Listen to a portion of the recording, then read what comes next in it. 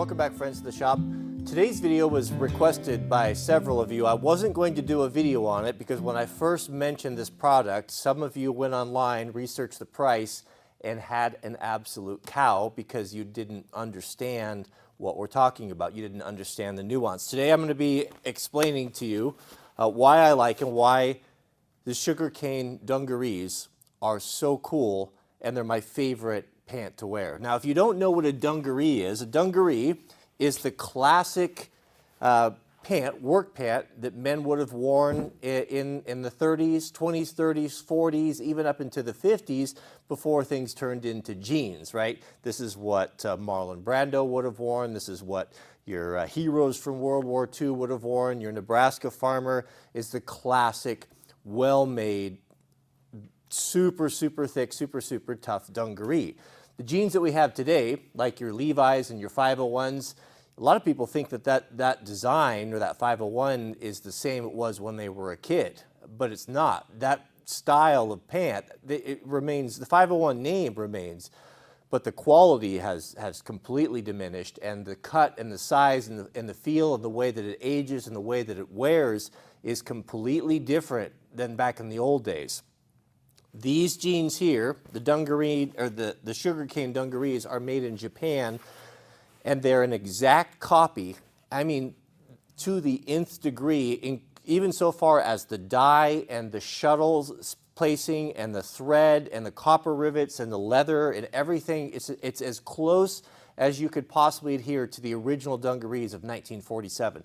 This particular cut, which you saw me wear in the video before this, is a high waist, a little bit more high-waisted and stovepipe leg cut with a little bit bigger in the seat. You know, there's no skinny jeans here. This is the classic, what you would have seen from Marlon Brando. This is the classic Levi 1947 501 XX design, including the hidden rivet and all of that. So I'm going to bring you up here close. We'll lay these out. I'll go over every point, every detail, what makes these so cool and so special, and I'll wrap up with why I think you can justify the cost and what makes them just so unique and so interesting. Here we go, guys. Are you ready for this? You never know what you're going to get on this channel. We're going to go over every detail because they're important. You know, there's guys, you know, some people, this doesn't mean anything to a lot of people. I get that. I'm not saying that you should go get this, but there's some of us that, you know, we appreciate things that are the attention to detail. We appreciate things that are made properly, as good as they could be made, and the vintage aspect of it, or the replicating things of the past, you know, is fascinating to us. So bear with us. If this is not your thing, then I get that. I'm not saying it should be. I'm just saying it resonates with me, and there's a lot of other people like it. So what makes the 1947 classic dungaree? Well, first off, it's the 5-pocket design, right? 5 pockets. We've got the 4 pockets, main pockets, and then the 5th is the watch pocket. Now, one thing that's completely different, and on today's jeans, is they cheap out. They don't have the hidden rivet. Now, the rivets, that's what gives you strength in the corners, right?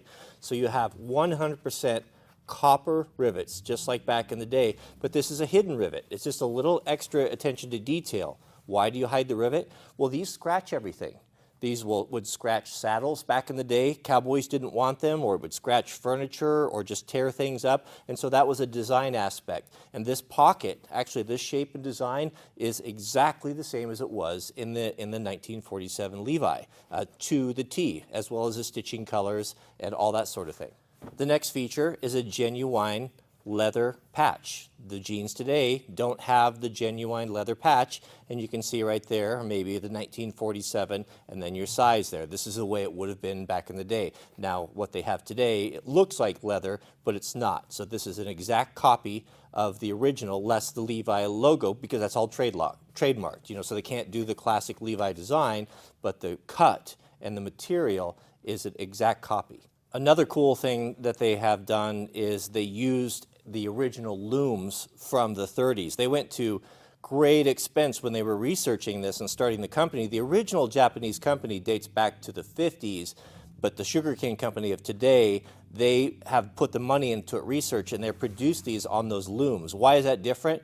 Well, there's just something, the way that the older jeans, the way that they would wear, you know, the dungarees. I'm sorry, I keep mixing that up. The new ones just don't wear like the old ones do, where they just get better and better and better, and it was the way that they wove. They're woven tighter, they're woven on those original looms instead of these high-speed modern ones we have today that just can't replicate it. So the way that the dye is put in, the color, the thread selection, all of that is true to the original design, even to the extent of the sewing machines and the looms that they use are all authentic, and that's what gives that heavy thickness and that thickness to it. When you grab these and feel and put them on, they're so thick and they're so heavy.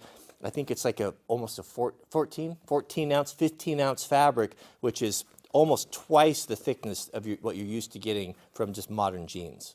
Another important detail are the rivets themselves. Now these are an exact copy of the rivets of the 1947, obviously 100% copper. These are all custom made, and the same with these. These are all copper buttons. The 5-button, the classic button, are just of the highest quality. These are nickel coated on there, or some sort of a coating on there, but deep down inside are just copper, where a lot of the jeans you see today have a copper color, and then you wear them a little bit and they're just some sort of a cheap metal underneath that had some sort of a fake copper coating on it. But a lot of attention to this, just the design of it, the shape and the dimensions of it are exactly the same as it was back in the day. Another thing I forgot to mention is that not only is the size exactly the same, they use the heavyweight material, that 14-ounce material on the pockets, rather than skimping like modern jeans do today by putting something thinner on there. And the dyes and all of those things match as well. One fun fact here, I think it was 1942 in the U.S. because of rationing, because the manufacturing of ammunitions and war supplies, a lot of companies had to stop producing things in a particular way, and they quit putting rivets in the pockets on the front here. They simply just sewed them. So I think it was 1946 or 1947 when those restrictions were limited, they went back to putting these rivets in there. And why they put them there is that stitching that's a vulnerable point right there. That can come loose by over years of use, and having those rivets in there at those key elements, those corners, make it really, really strong. So that's that 1947 element where they went back to the real rivets in the front and the hidden in the back because of rationing was over from the war. So I guess that's basically what makes a classic dungaree a dungaree. Did I mention the price on these? These, if you order these are about $100. Oh, the blend, why the sugar cane company. The blend is a 50% sugar cane, 50% cotton mix, which makes a really durable mix. That's where that name comes from. Cost on these, right around $150. I found these, I've been wearing these for probably close to 10 years or so.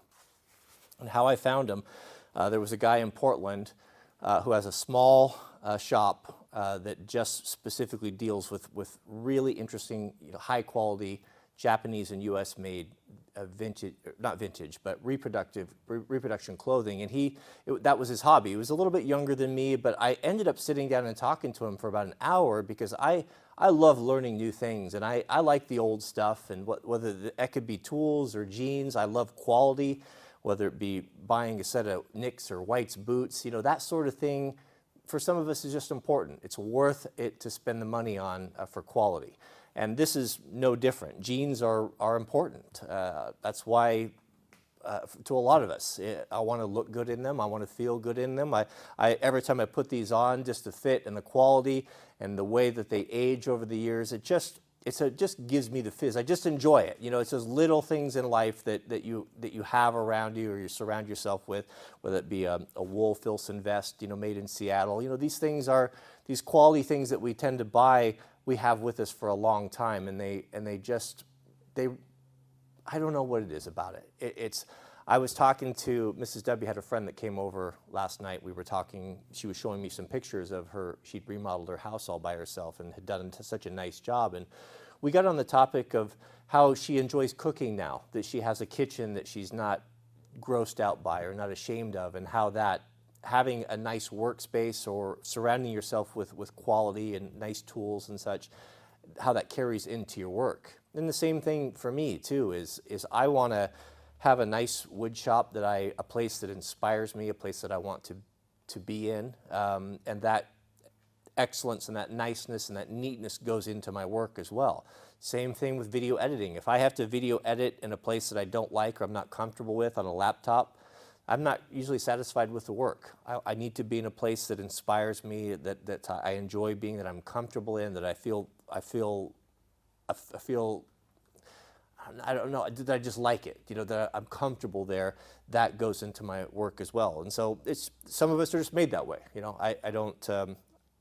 I'm not disparaging anyone if you're not willing to pay $150 for a pair of jeans.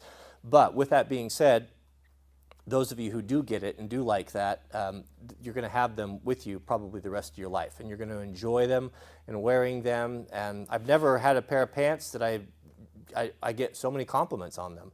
And I've always wondered about that. I remember wearing the 501s when I was a kid, and I really liked those pants, but this was still in the 70s and 80s, or 80s, I guess.